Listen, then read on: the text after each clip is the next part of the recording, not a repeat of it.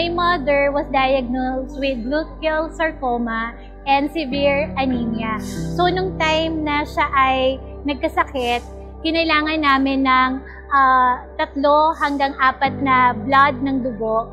At sa Philippine Red Cross Muntinlupa is easily namin nakuha yung mga blood na yon. Galing yun sa tulong from SM Muntinlupa na mga blood donation.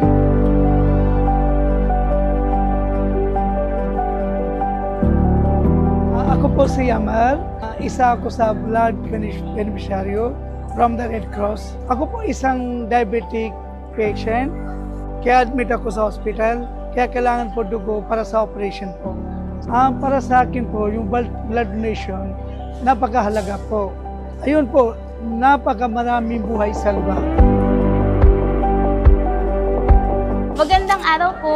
We are from SM Center Muntinlupa po and gusto lang sana namin sa inyo magpasalamat kasi po sa pagdodonate niyo po ng blood.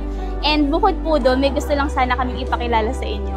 Sila Sir Amar, si Miss Margaret, and si Miss Sarah po. Sila po yung napagbigyan ng mga dugong na donate.